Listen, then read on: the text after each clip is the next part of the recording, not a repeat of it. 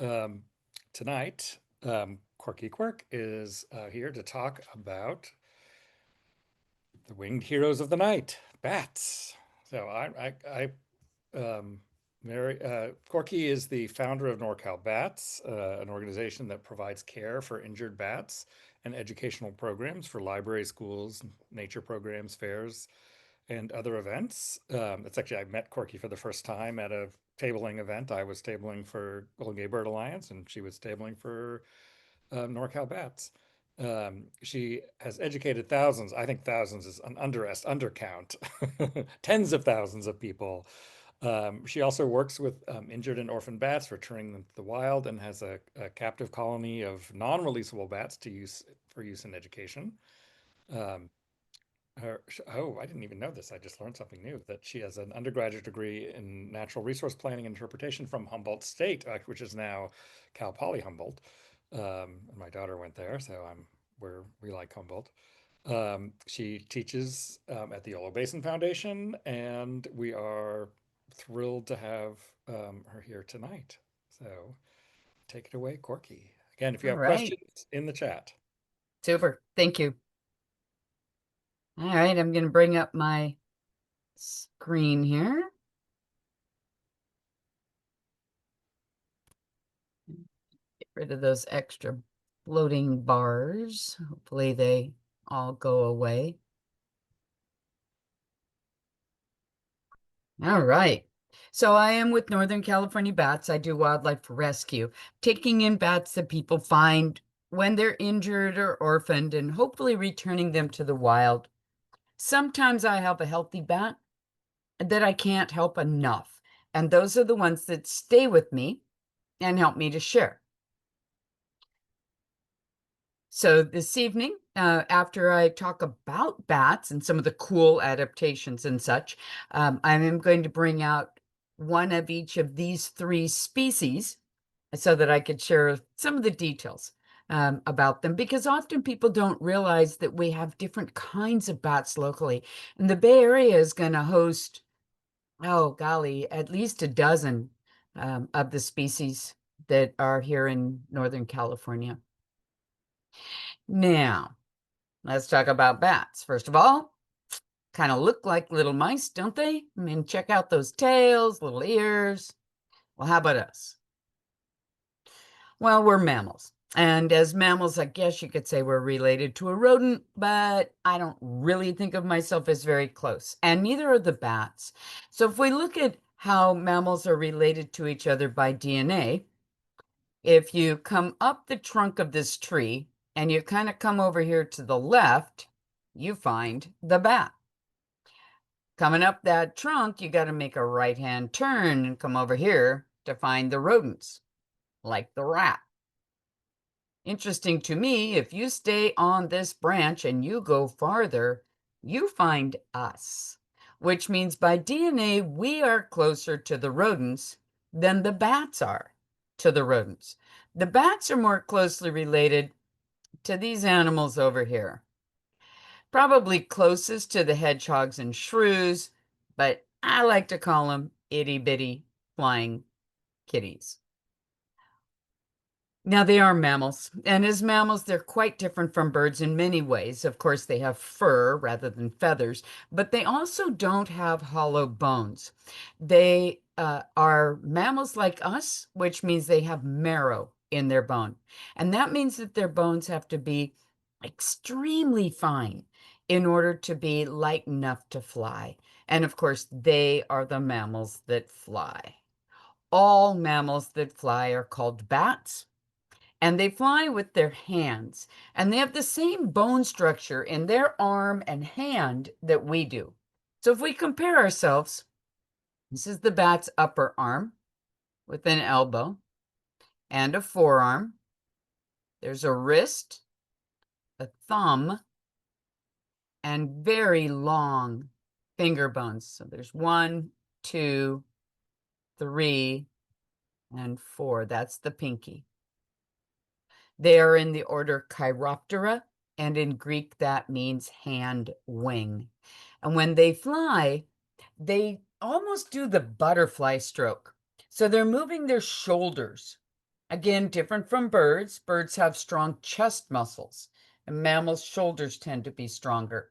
So you can see that action of the arms and shoulders, but you may also notice that they have knuckles on their fingers, changing the shape of the wing. You might see that thumb sticking out, and then all that skin from the pinky finger down to the ankle. Now, that was a type of a flying fox or a fruit bat in the continent of Africa. We don't have fruit bats in the US. Now, one of our most common myths is that bats are blind. Bats aren't blind, they have eyes. They see with their eyes. Of course, they're hunting at night and it's dark, so their sonar becomes important for that. Now, the outliers are those fruit bats. Fruit bats see in full color. They see into the ultraviolet. They can see colors that we cannot. And they don't use echolocation for hunting. They know where the trees are. They can see when the fruit's ripe. They can smell them. And echolocation takes a lot of energy. So they have lost that ability over time. But most bats are seeing in shades of black, white, gray, and maybe a little green, but not all the colors like us. And they're hunting when it's dark. And so their sonar or their echolocation becomes important. And those are pulses, bing, bing, bing, of sound that get faster as they want more detail. Bing, bing, bing, bing, bing. And then extremely fast right before they decide if they want to eat it or not. So we're going to listen to this little California myotis, and it's all fast. But I'm hoping you'll notice in the middle, it's the fastest, and we call that the feeding buzz.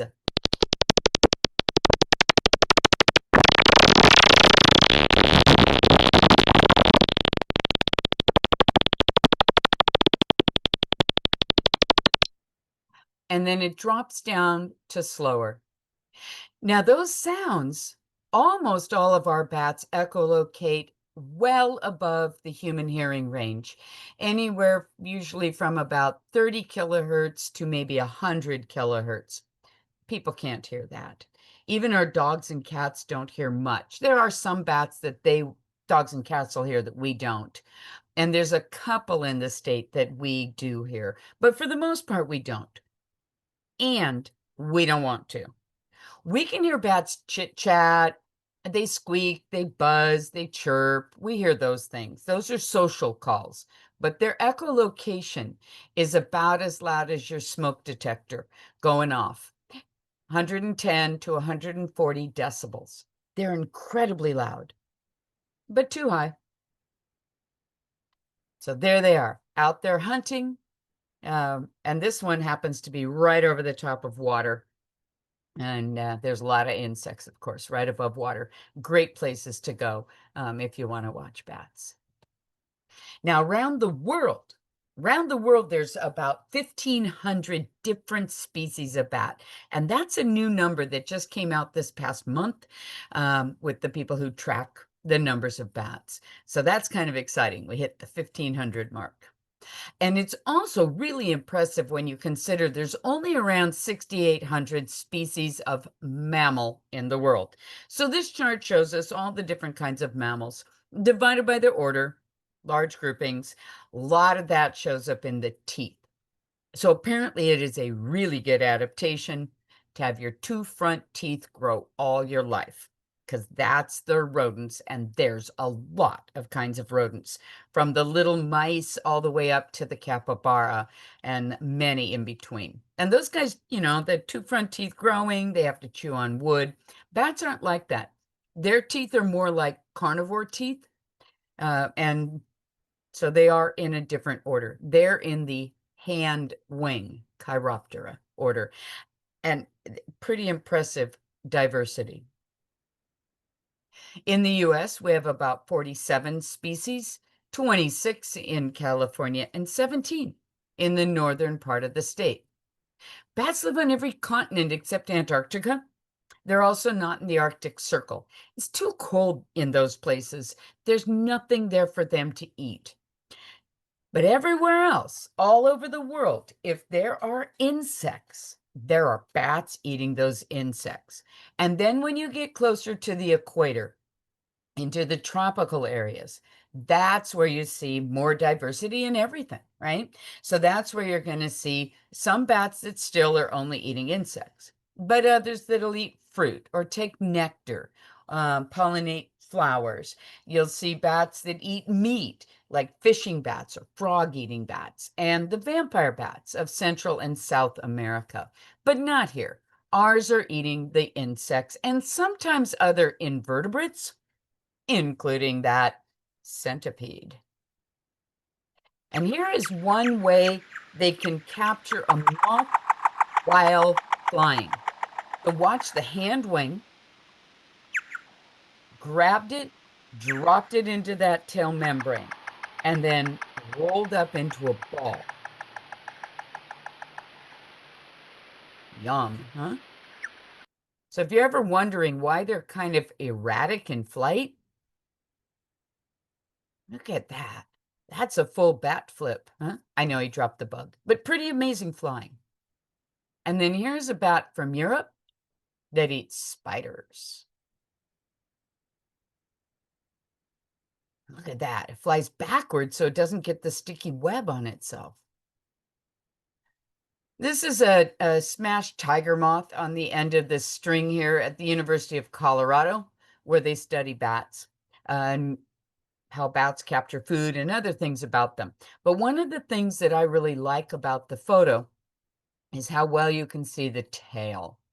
So there's the tail, and then there's legs, of course, and feet. And all that skin, that tail membrane, I like to call it the catcher's mitt because they use it to catch the bugs. Now, the little Mexican free-tail bats are an extremely common species throughout much of California. They're native to about half the US, and these guys are the farmer's best friend.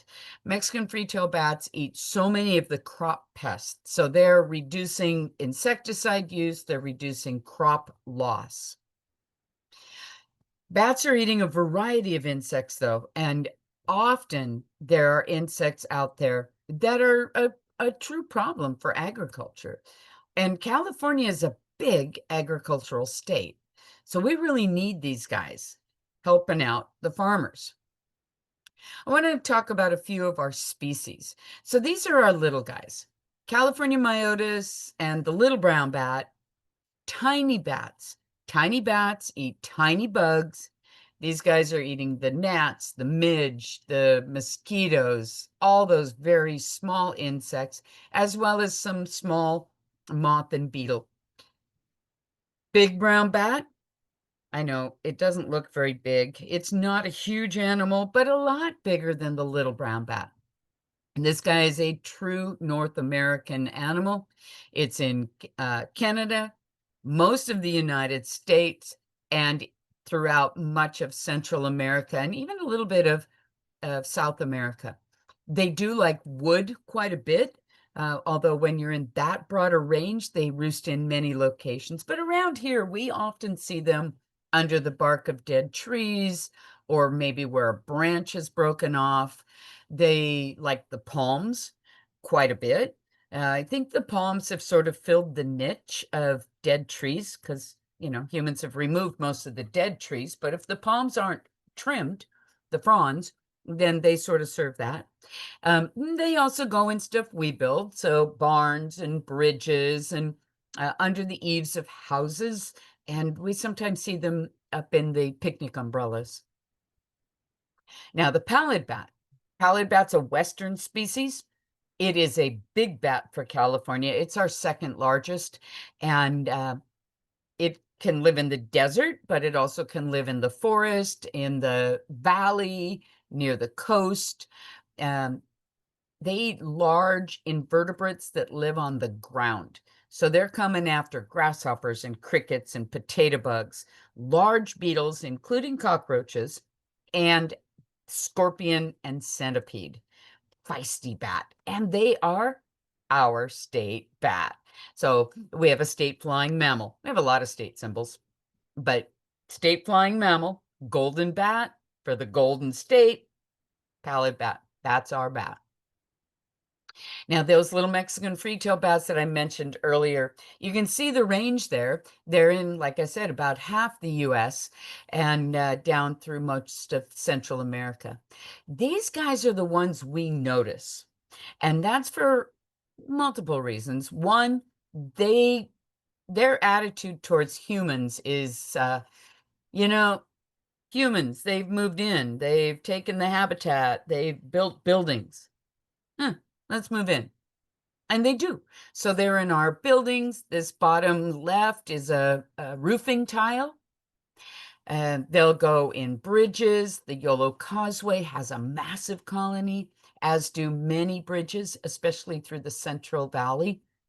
And this up here, this is Bracken Cave outside of San Antonio, Texas, with an estimated 20 million individuals in the summer, largest colony of any single mammal species in the world. Now, the ones that are in Northern and Central California, we actually don't think they leave the state. Whereas the ones that are closer to the border, at least portions of those colonies do seem to migrate between Mexico and Central America. And again, the Yolo bypass, that bridge is home to about 250,000. And they live up in those little crevices in the expansion joints of the bridge where they sleep all day and then at night they come out. There are bats there all year, but they're not very active once the weather starts to get cool. They don't hibernate. It's not cold enough, long enough in the Central Valley for that. But they do torpor, which is similar to hibernation, just not as deep, and then periodically hunt on those nicer, warmer nights. Now, a couple other species. The smallest bat in the United States is the canyon bat. Canyon bats are, they're dinky. People see them, they assume they're babies because they're so small. They take a liking to stucco. So sometimes I get calls, I have a baby bat. It's roosting on the outside of my house. It's often a canyon bat. They have that little mask, much like a raccoon does. And the ones in Southern California are much lighter in color, closer to desert, whereas ours are a little bit darker, more like the forest. But again, we do see them in cities. Now, the Townsend's big-eared bat is a bat that is much more sensitive. Townsend's big-eared bat's attitude towards human is way different than the Mexican freetail. Their attitude is, oh, humans, they've moved in. I think I'll have a heart attack and die. And unfortunately, their populations are really struggling with us. So if you go to places like, say, Pinnacles National Monument and the caves are closed, it is to protect this particular species of bat. Pinnacles has both maternity colonies, so where they raise their young, and also hibernaculums.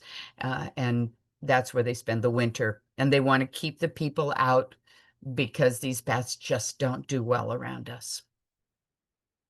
Biggest and smallest in the United States. We happen to have both in rescue at the same time a couple of years back now. The big boy there on the left, he is a mastiff bat, and he is a free-tailed bat. And I'll talk more about this free tail, but you can see this tail sticking out much longer than the tail membrane or the catcher's mitt. He would have about a 2-foot wingspan, where the Mexican free-tailed bat's going to have closer to about a 1-foot wingspan, so much smaller. They live in rock outcroppings, places like the Sutter Buttes or Yosemite, things like that. And then just for size perspective, here is our canyon bat, and she was about the size of his head. So this is his head. These are his big flat ears. Sometimes he's called a bonneted bat because of the shape of his ears. And the canyon, we have ears, nose, that's a wing over here, feet, and you can see the tail membrane on this bat. Western red, Reston red bats are beautiful. They're a little bit prima donna. So we do struggle with them a bit in rescue because they unfortunately can injure their wingtips. They're pretty fragile, so we have to be super careful. But they're a beautiful bat. They look like a peach. They don't hide. So you can see this bat is just hanging on the tree. And this is an oak tree. They frequently are in the deciduous trees. And they're viewable during the day if you can get around that camouflage, right? I had a peach farmer one time tell me he almost picked one. We had also the hoary bat here, which, like the red bat, is also a tree species. Now, both the red bat and the hoary bat tend to live alone, or at least not snuggle. They might share the tree, well, like a pine cone, right? You might have more than one pine cone on the tree. You might have more than one hoary bat on the tree, but they're not cuddling. They have a lot more fur. Both the red bat and the hoary bat have furred tail membranes, and they have fur on the underside of their wing. And that's because of the way they live. Okay? Now, hoary bats are here in the spring and fall, sometimes into the winter, and they get knocked out of trees by the birds, and then they land on the ground. And then I get this call. There's this bat. It's on the ground. It's under my redwood tree, and it's hissing at me, flailing its wings. There must be something wrong. There's nothing wrong with that bat. That's a perfectly healthy hoary bat that got knocked out of a tree when it was asleep. It just needs to get its brain back together. Biggest issue for this bat on the ground is if they're in a neighborhood, there could be house cats around. Hoary bats are also pretty significantly impacted by the wind turbines because to the hoary bat, that looks like a forest or trees anyway. And they get both hit by the turbines and they also get the barometric pressure. If they get close, can burst their capillaries and they just fall dead out of the sky. Now, the bats, they eat a lot. The Mexican free-tailed bat in the summer, when a mom is nursing her baby, she's eating about the equivalent of her own weight. And why? Well, she only has one baby, once a year maybe, but that baby is a third of mom's weight at birth. That's a big baby. And that baby nurses. And in about 5 weeks, that young bat is as big as mom, solely on mother's milk. And then it's time for the young to learn to fly and to learn to hunt. So again, eating about the equivalent of their own weight nightly. At about 5 weeks, flight and hunting are hard. We get to see a lot of young bats and young other animals not make it through the first year. And a lot of that has to do with the ability to make these transitions. If they don't make it, if they don't build up the fat to make it through the winter, they won't survive. They, of course, have to watch out for predators, and unfortunately, house cats take a lot of bats, just like they take a lot of birds. It's probably our most common injury in wildlife rescue. And they have some other issues. So bats drink water. And if they go to the pond or the lake and they'll swoop over the water and take a mouthful. Sometimes they misjudge and land in the water. And if they do, they just swim to the side and crawl out. But they can't climb out backyard pools. And they often drink from backyard pools. So this little thing here, this is called a frog log. It's just a wildlife ramp. So if you have a backyard pool or horse trough or something like that, I encourage you to consider a way for the wildlife to get out when they accidentally fall in.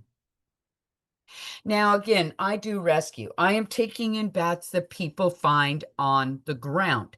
And for the most part, a bat should not be on the ground. I mentioned the hoary bat. Hoary bats get knocked out of trees. Pallid bats hunt on the ground. But usually if a bat's on the ground, there's something wrong. right? If you don't handle it, it won't hurt you. If you don't touch it, it won't bite you or attack you. They're not aggressive animals. And even if that animal is sick, as long as you don't handle it, you're keeping yourself safe. So don't, right? Don't handle, well, any animal you don't know, but especially a mammal. But we do need it contained because we cannot help a bat we can't find. So we need it contained by putting a box or a bucket over it, something like that. Make sure the bat can't climb underneath it, and then call wildlife rescue, and you'll get somebody like me.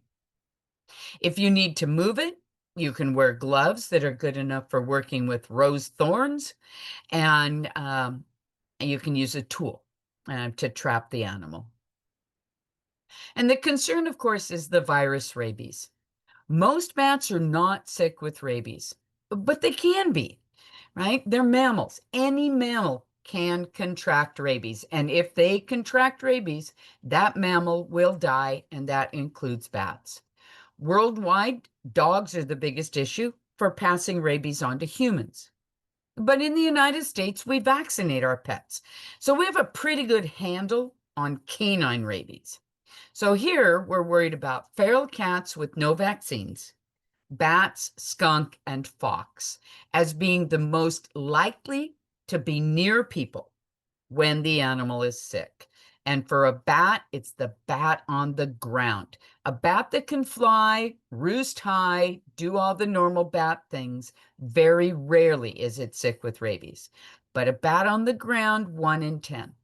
Now that means 90% aren't, even on the ground. But that's not good enough when you're talking a virus that kills mammals, and we happen to be mammals. Luckily, rabies is passed through saliva, not urine or guano, bat poop. Uh, so as long as you're not handling the animal and getting their saliva on you, you're keeping yourself safe. Bats don't spit, they don't drool, and they don't foam at the mouth. So we can keep ourselves safe. And of course, if something goes wrong, we have the opportunity in the United States for vaccination, for treatment, if we are exposed to the virus. Not once we get sick with it. Once we get sick with it, humans die from rabies too. But we can prevent the virus, and we lose 1 to 2 humans a year in the United States to rabies. A portion of those are infected in another country, and many of the rest chose not to get medical care, although here and there are exceptions. Now, we worry about what wildlife may pass to us, but we need to keep in mind what we pass to them. And in the case of white nose syndrome, this is caused by a fungus from Europe. This Pseudogemyces destructans, with a name like destructans, you can imagine, right? You can see the white fuzz growing on the skin of these bats, and it is an issue of hibernation. It first showed up in New York State in a recreational cave about almost 20 years ago, not quite 20 years ago now. And every year it's been spreading. Bats move it as they go along their own migrations, and humans move it as we go in and out of their caves. When it gets into caves with the little hibernating bats, they wake up too often during hibernation and they starve to death. We are losing our bats by the millions due to starvation. This part of the United States and Canada, the little brown bat was the dime a dozen bat, much like our Mexican free-tailed bats are here. They have lost over 90% of their population in less than 20 years. They have moved from being the most common to the endangered species list. The northern long-eared bat in the same region has lost 99% of its population, and we expect it will go extinct. And then there was an economist from the Illinois area who wanted to know, what is the repercussion? What happens when you lose large colonies of bats? And he could watch this progression county by county. These shapes are all counties. And what he found was when the bats crashed in a county, the insecticide use went up by 30%. When the insecticide use went up by 30%, we lost family farms that could not afford that kind of increase, but also the human infant mortality rate went up by 8%. Insecticides are chemical poison. They affect our health and they affect the health of our children. We are a huge agricultural state here in California. We can look at those and you can see they look different, right? We have circles rather than solid counties.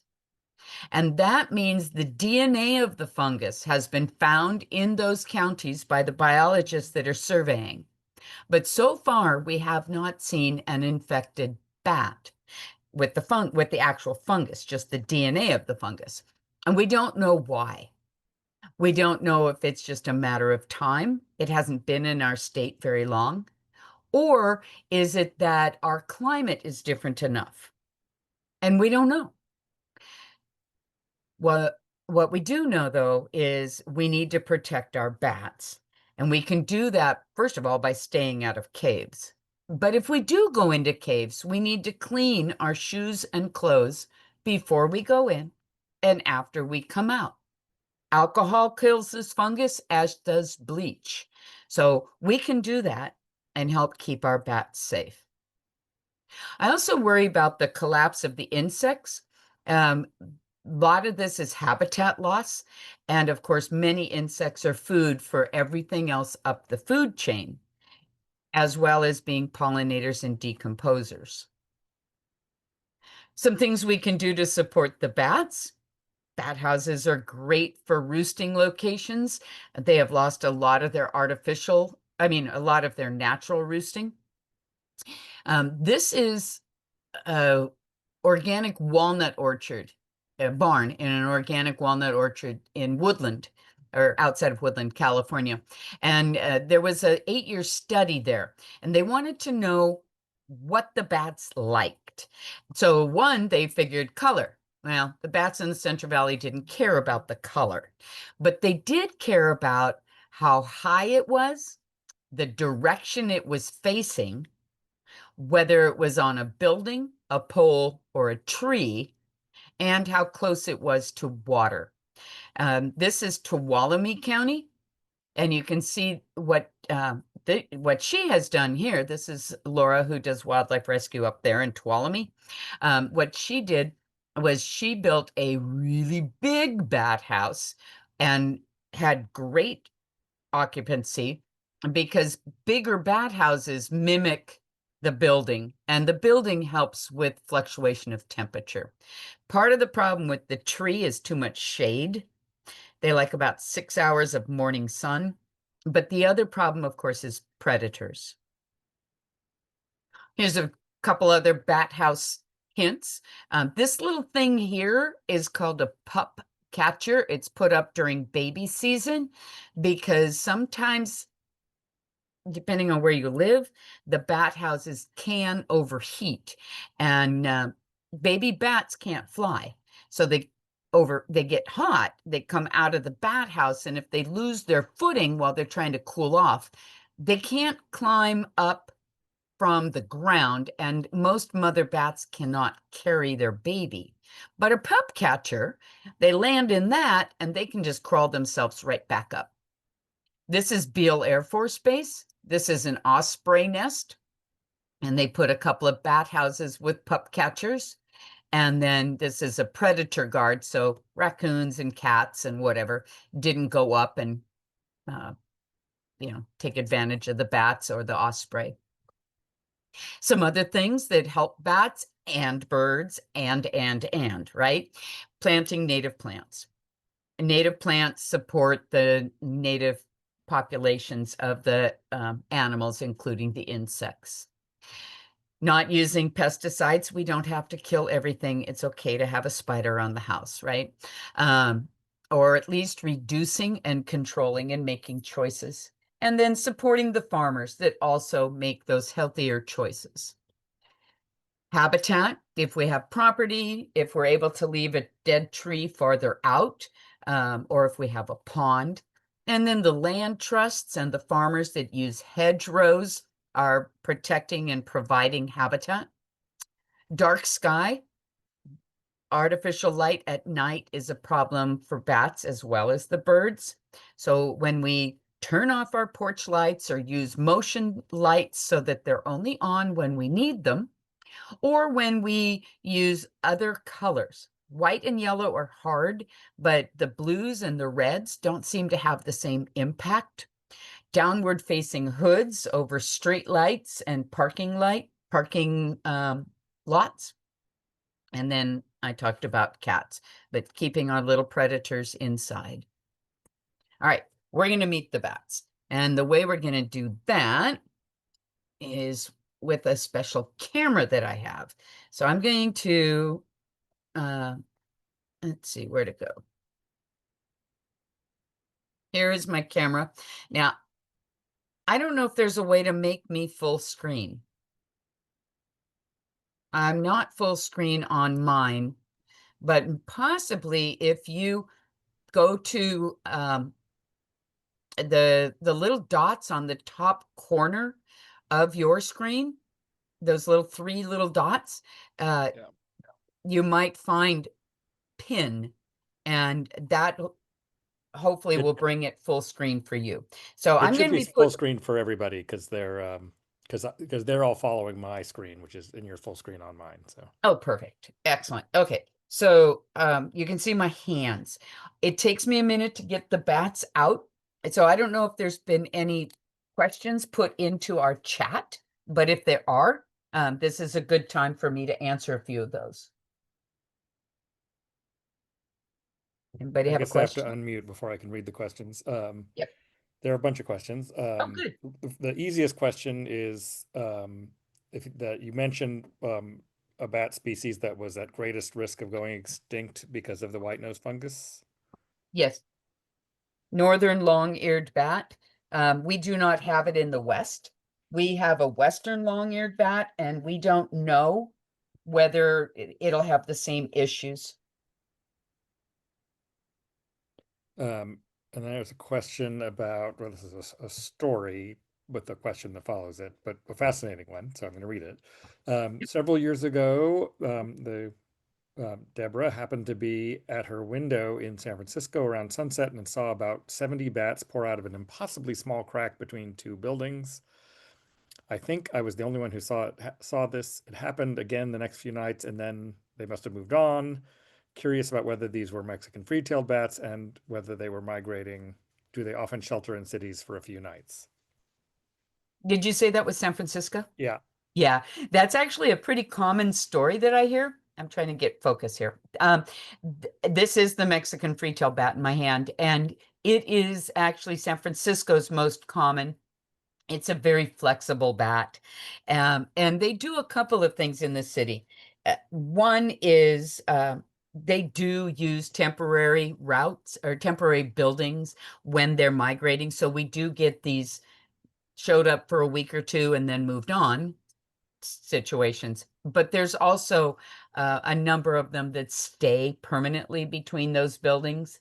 And they'll also go behind some of the signs that are on, like retail buildings and such. So my guess, since you only saw them for a couple of weeks, they probably were the ones that were migrating, and that was just a rest stop. And did they come back, I wonder? Because sometimes they use the same place spring and fall. Okay, let me share about the Mexican free-tail, and then we'll do some more questions. I just love this little bat. Not this individual, but this species, although I do love this individual too. The Mexican free-tail bat is a super, super fast little bat. And so I want to share with you some of the adaptations. And I'm going to use this little syringe here. It's not a needle, it's water. And I'll actually give it one of the bats a drink, not this one, later. Mexican freetails get most of their fluid actually from the uh, insects that they eat. Not that they never drink, but they don't usually like me to give them a drink of water. So I'm not going to do that to her. Speed. So let's start with the ears. First of all, these ears are quite large compared to the size of her head, and they are round and they kind of come together and make that V shape. So notice how her ears almost touch in the center of her forehead. She also has little bumps on the edges of her ears. So you might notice those little bumps there. And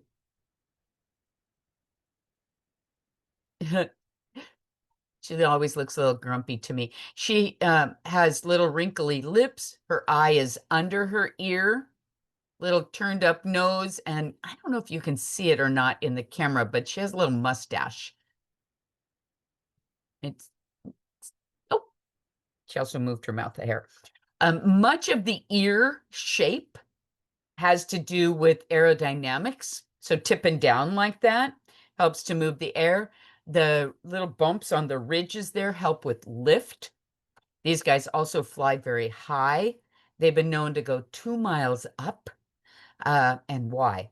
Well, apparently there are moths that use those upper winds, and this particular species of bat does enjoy eating the moth. She has short fur, really short, like crushed velvet short. Shorter fur, less drag, faster flight.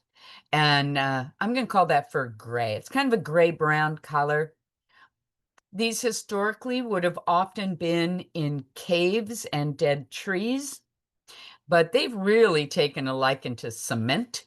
And so we frequently see them uh, in the bridges, and they'll go in the walls of houses. They also like brick, roofing tiles. I mean, they're pretty flexible between the houses in San Francisco, like was mentioned a little bit ago. Here is her thumb, right? And she has a nice sharp claw on the end of her thumb.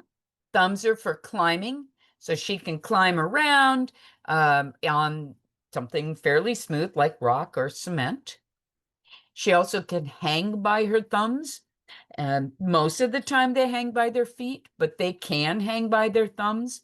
And they'll do that for birthing. They also will do that when they urinate and defecate, so they don't soil themselves, which makes a lot of sense to me. So let's see. This is, where to go? There it is. This is the forearm with a radius and ulna, just like us, elbow, wrist, and then her finger bones are tucked up against her forearm. Our bats don't wrap their wings around their body like the fruit bats do. Our bats keep their wings folded until it's time to fly. And then when it's time, they can bring that wing on out. So she won't let me show you her wing real long, but I want you to get an idea of the long, narrow wing. So there's the elbow. And it's always interesting under a camera. It's backwards to me. There it is. Okay, so you can see the thumb at the bottom of the screen. You can see the finger bones, and she wants that wing back. The skin of the wing feels, oh, she says, no, you didn't fold it right. Feels a lot like your elbow, or your eyelid, sorry. Looking at the bat. There's her teeth, right? Nice sharp teeth. What are you doing there? The teeth are carnivore type teeth, not rodent teeth. Good for chewing up bugs. That little movement is a little bit of echolocation. I cannot hear it, but I know she's putting out sound and I can feel it. Now, sometimes she vibrates a little in my hand, and that's because when they rest, they slow down their metabolism a lot. And then when it's time to rouse or wake up, they shake. Now, long, narrow wings. Long and narrow is speed.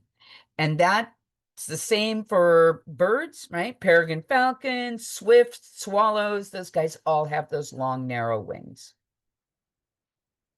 And there's the tail of the F-R-E-E, free-tailed bat. And you can see the skin or the tail membrane, right? There's her tail membrane there. She can move it up and down the tail some. If she wants to, she can stretch it out. She can use it to catch a bug. She can use it as a rudder while she's flying.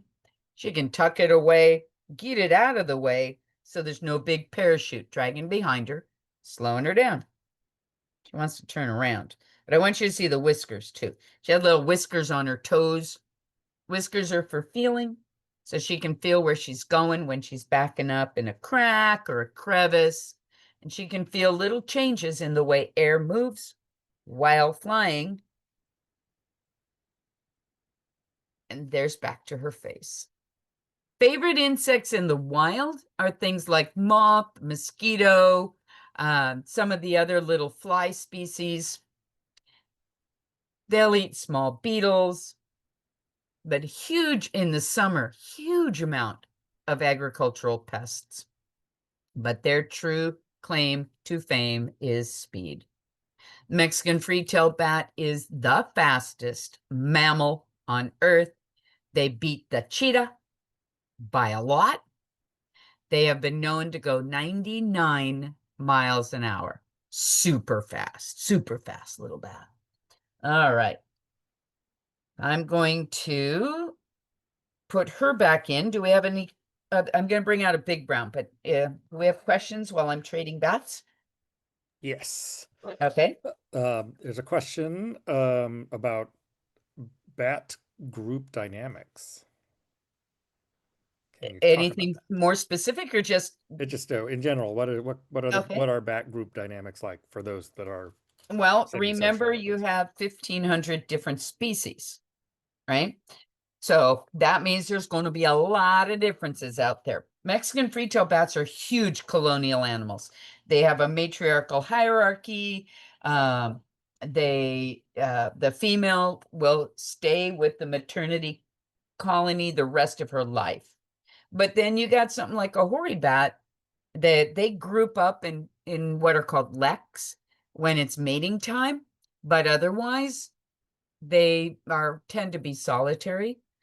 There's some bats in tropical areas that are monogamous.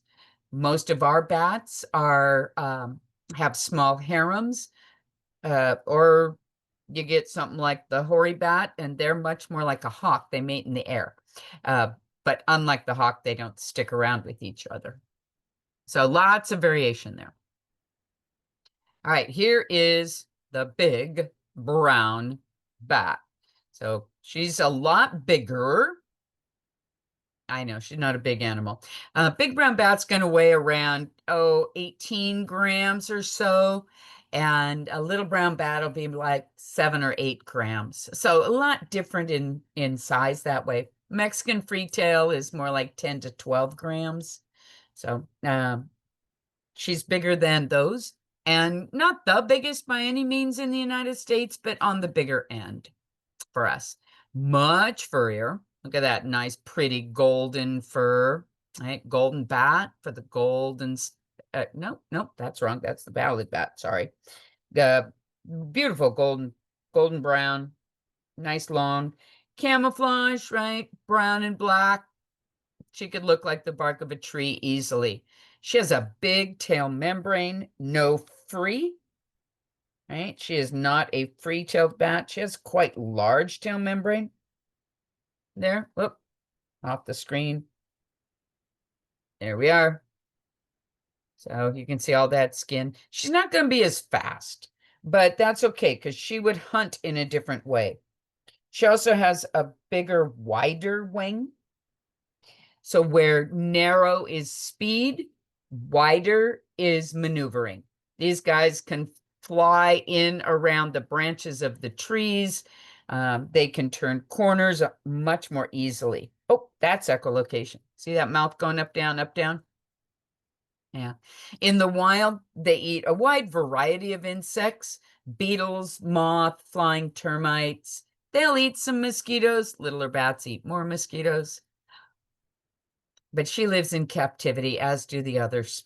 And so she had to learn to eat something I could buy for her because there is no way I could catch enough insects. I also don't really trust what my neighbors are doing insecticide wise.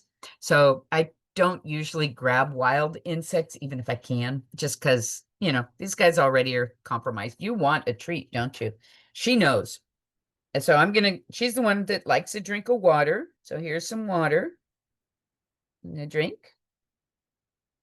She says, yeah, I like water, but I more have my eye on the mealworms.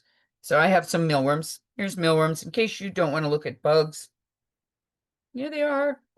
And yes, they are moving because bats don't eat dead bugs. They get a lot of their fluid from the insects and they won't eat them if they're dead. So not only do I have to keep the bat alive, where are you? Where are you? There you are. Have to keep the mealworm alive. Do you want it? Oh, yes. She says, that's pretty good stuff. Yum, yum, yum, yum, yum, yum, yum. I don't know if you probably can't hear her. And she's smacking as she eats. Not one more? Not one more? Yeah. She'll eat about 15 or so of these, and she doesn't fly. None of the ambassador bats fly. And if she was a wild bat, she would eat a lot more, of course, because, mealworms, oh, licking her lips. Look at that. You can also see that nice sharp thumbnail that I was talking about earlier. Shows up really well on the big brown bat.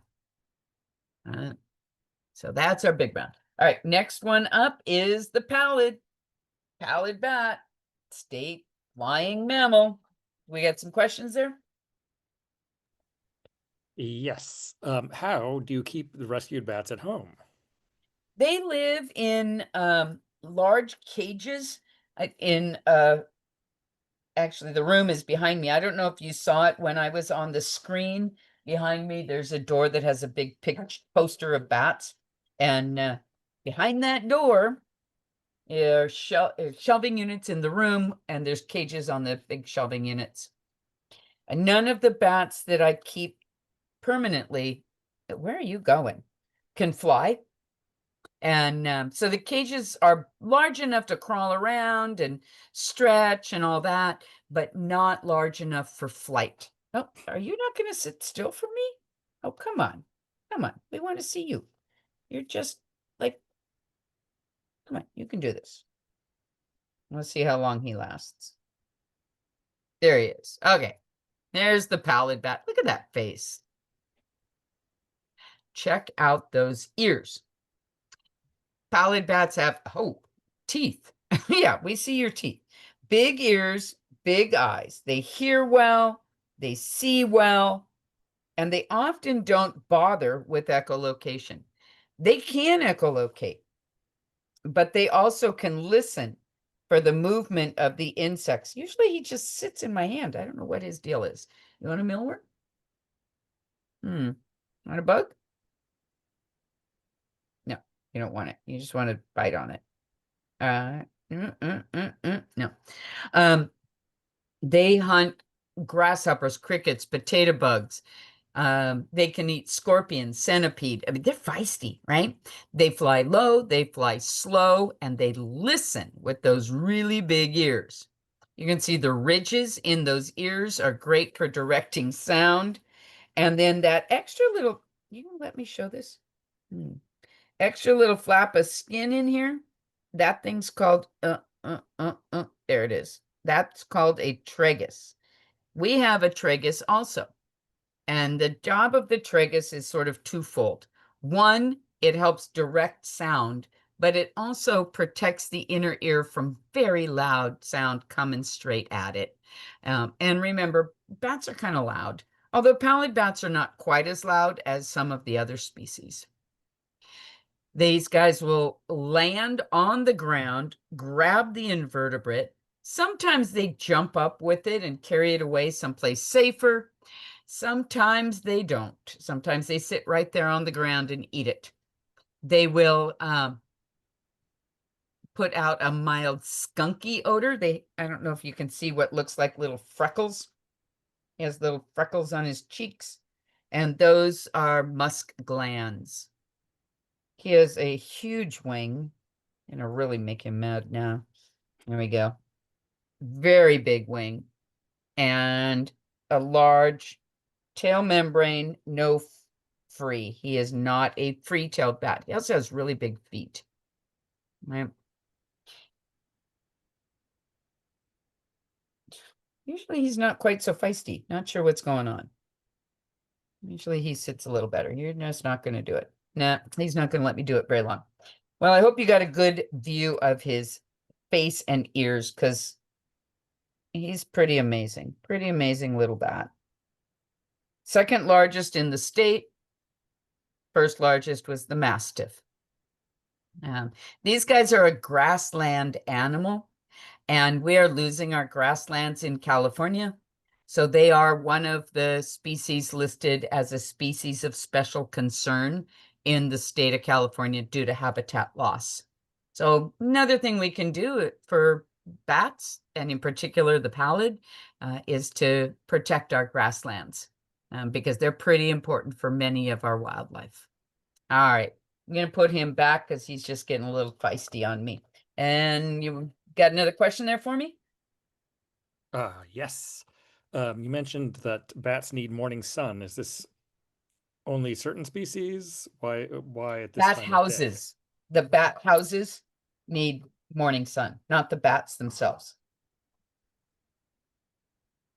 It's about temperature regulation, right? It's because they like to come home and warm up. Yeah. And then once they all, get cozy in there, it's not quite the same issue. There we go. There's the bat room right behind me. Okay. Other questions? Do you want to keep reading them? You want me to read them? Oh, I'll read them if they're Okay, great. if there are any last questions. There was a do pallid bats occur near us in places like Briones Regional Park? Yes, I know Yes. that one. Yep, absolutely. Yeah, they're around. There's certain places they're doing pretty well, uh, and other places, that there's just so much habitat loss. All right. Well, we have time for one more question before we wrap up for the night. One more question, anybody? Any Tips for tips for going going bat bat watching. watching? Oh, got a few. Yeah, yeah. So, water. I mean, I have a friend that goes to Stowe Lake, which is pretty darn urban there in San Francisco. And she brings out her bat detector, and the bat detector, I don't have one right here, but a bat detector is a little device that picks up that high frequency sound. Um, Most of them do really well with yes, there's a bat, no, there's not a bat. Many of them, unless you get into a whole lot of money, the ID, it's not bad, but it's kind of like if you've used the Merlin app, most of the time it's right, but sometimes they tell you it's something that, it isn't. But it's fun, right? Yeah. Yeah. And once you tune your eyes into looking for bats, I mean, I've seen them, in my backyard here, and I can't remember somewhere I was outside having drinks with someone in their backyard in Oakland, and I was talking about that you were coming to talk, and that I had seen you at Yellow Bypass, and they're like, there are no bats here, and I'm like, there's one right there. Yeah. It's like, I they can't tell you how often I've had people say, I've never seen a bat. There's no bats here. And then the next time I see them, they're like, oh yeah, now I see bats all the time. And I think you're right. It's just having that search image, Yep. Yeah. Yep. I've had people in Sacramento tell me there's no bats here. I'm like, there's 250,000 under the bridge we're looking at. Yeah.